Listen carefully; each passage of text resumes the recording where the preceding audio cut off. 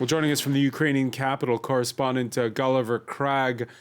Gulliver, we spoke a short while ago with France 24's Cyril Payen, who's in Kharkiv. He said there was no shelling in the last couple of hours inside the city, but there has been some in the surrounding areas. What more can you tell us?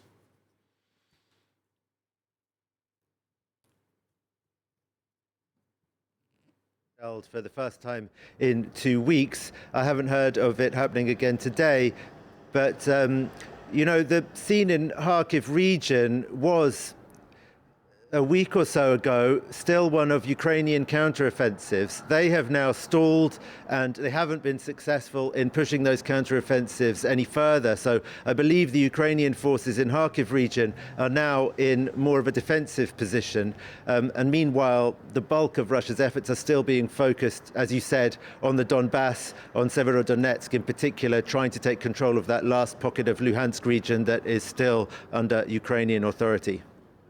And so with the momentum stalling and perhaps even shifting, when you look at all the firepower that's being brought to bear in the east of the country, the next question, and it's what we're hearing a lot from Ukrainian officials, is armament, those pleas for more weapons.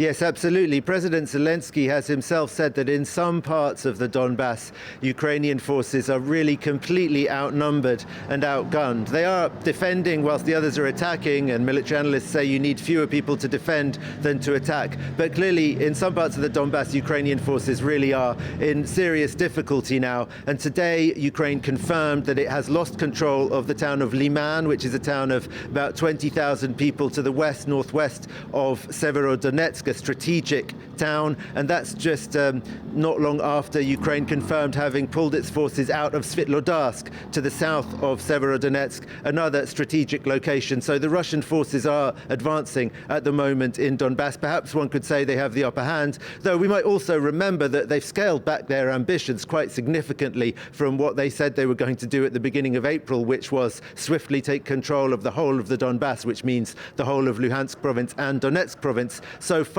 they haven't made that many inroads into Donetsk province, though I remind you that they control the bottom third, the southwestern third of Donetsk province, and they have done since 2014. They haven't made that many new territorial gains there, but they are beginning to.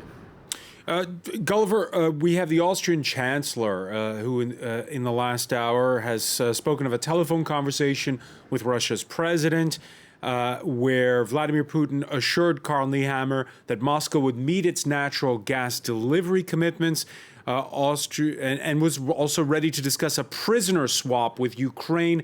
How do you think news of this kind of conversation will go down with authorities where you are? Any news that involves Russia still supplying gas to European Union countries and European Union countries still paying for it is just met with despair and astonishment by authorities, experts, and the general population in Ukraine. I mean, the way that Ukraine sees it, every dollar, every euro, every cent that is paid to Russia for its raw materials is, fuel for Russia's war machine. And so they're absolutely against it, and they're tirelessly trying to persuade their European partners and Western allies more broadly to, boycott everything Russian, and most importantly, of course, gas and oil, which are Russia's main exports. And the other aspect of that conversation that you mentioned there is the prisoner swap. That's something that Ukrainian authorities are much more interested in, and I think they're interested in any kind of Western mediation that can help with trying to organize prisoner swaps. Gulliver Cragg reporting live from Kyiv, and we'll be looking in the next hour in the world this week at the mounting pressure being brought to bear on Hungary, with some veiled threats from the Ukrainian side about cutting oil supplies there.